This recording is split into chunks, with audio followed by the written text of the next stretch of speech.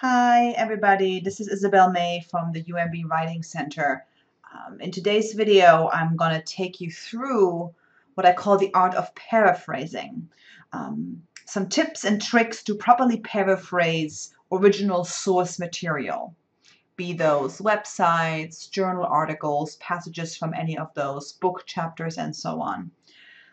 This is a really important skill to develop in order to avoid plagiarism. I've seen a lot of writers over the years get into trouble because they've taken certain passages that they really liked, that said exactly what they thought needed to be said in their paper, and they didn't sufficiently paraphrase it. And what I mean by that is that they only changed a word here or there.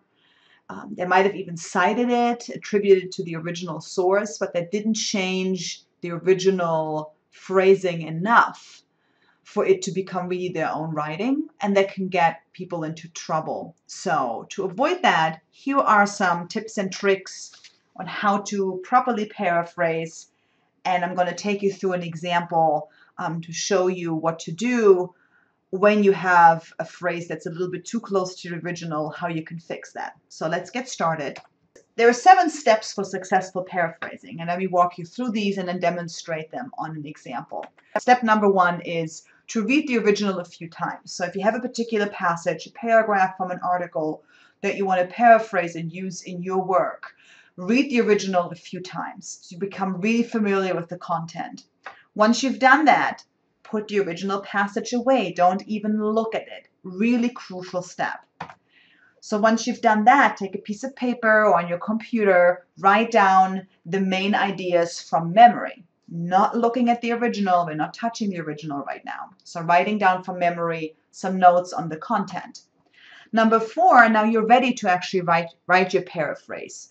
One little tip is to rearrange, for successful paraphrase, is to rearrange the ideas as presented in the original in a different order in your paraphrase. So start maybe with the idea that's expressed in the last sentence of that passage and start off with that. That automatically gets you into a different flow of the narrative, of the argument, and you have a higher chance of avoiding saying the same thing in the same way than the original.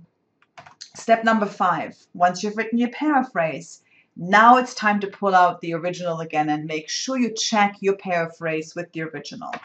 If you're noticing, and this is step number 6, if you're noticing any phrases that are identical to the phrases from the original, either rephrase them or put quotation marks around them. It's not enough to just cite. You have to also put quotation marks around any phrasing that comes from the original source. And then step number 7, last but not least, you always need to make sure you cite your source according to the citation style you're required to use. And for most of you, that will be APA, which stands for the American Psychological Association's style manual, most likely the 6th edition, which is the last edition. So let's look at an example. Here's an original from a Consumer Reports article on bike helmets. Of the more than 1,000 bicycling deaths each year, 3/4 are caused by head injuries. Half of those killed are school-age children. One study concluded that wearing a bike helmet can reduce the risk of head injury by 85%. In an accident, a bike helmet absorbs the shock and cushions the head. So I would read over this a few times until I'm very familiar with the content. Then it's time to take some notes. I remember something about bike helmets causing fatal injuries. Wearing a helmet lessens the chance of a head injury. The helmet cushions the head when falling. Of all of these deaths caused by bike accident, about 75% happening to children, and then half of those happen because of head injuries, and half of those deaths are children. So those are some of the main ideas I remembered from reading my original.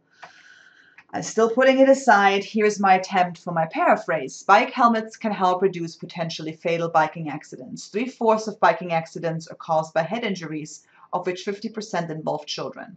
A helmet protects the head of a cyclist during an accident by reducing the impact on the head.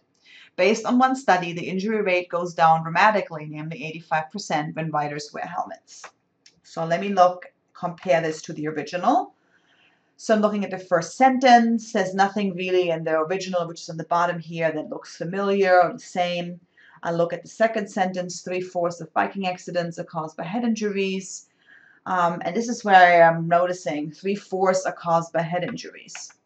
So that sentence is almost verbatim from the original. I've added the little phrase of biking accidents in my paraphrase, but the original sentence is 3/4 are caused by head injuries. So now I have two options here. I can either rephrase it further, or I use direct quotations. Before we go to either doing one or the other crucial thing that's missing here in my paraphrase is the citation. I have to put the citation, the in-text citation, in my paraphrase. So let me look at the rephrasing here. So I'm going the route of quoting. So I put quotation marks around 3/4 of biking accidents are caused by head injuries, of which 50% involve children. So I continue my sentence there. At the end of the sentence, I will start my citation. I don't have an author here, so I'm going to use the title, Bike Helmets, 1990, very important here, page 348. Since I am using a direct quote, I have to put the page number in here. Two things to point out. You notice those square brackets around of biking accidents? That's because the phrase of biking accidents was added by me in my quotation to make it flow better with my previous sentence where I mentioned the term biking accidents. But it's not in the original, so if I want to keep this as the original phrasing to indicate to my reader that I'm adding something here, I'm using the square brackets to indicate. Okay, that's number one. The other thing I want to point out to you is that look at where the parenthetical citation is located. I didn't put it right after the quote. I put it at the end of the sentence. This sentence starts off with a direct quotation but ends in my own writing. And the citation for the source from where I'm taking this quotation needs to always come at the end of the sentence, no matter where the direct quotation is. Last but not least, make sure you notice here that at the end of my paraphrase, I repeat the main parenthetical citation, this time only the author, or in this case, the name of the article and the year of the publication. By that, I'm indicating to my reader that I'm continuing to draw from this source in this particular paraphrase. So if I wanted to not use direct quotations, I would paraphrase 3/4 of bike accidents are caused by head injuries. So the way I did that in the second sentence you see on the top, I'm saying head injuries accounted for 75% of biking accidents with deadly outcomes, of which 50% involve children. It's a little longer, a little wordier. I've changed 3/4 to 75%. I made head injuries the subject here rather than the number.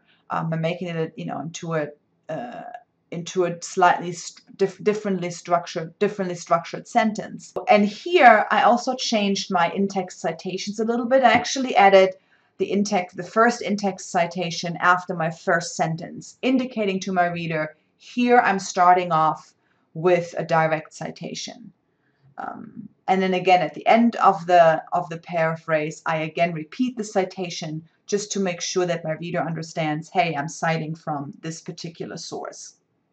So whatever you do with the original, you paraphrase or all of it or just parts, using quotations, make sure you always cite the original source. Most issues of plagiarism I find happen because of two things: not sufficiently paraphrased, like we've seen here, and not cited, and sometimes a combination of both, which is deadly.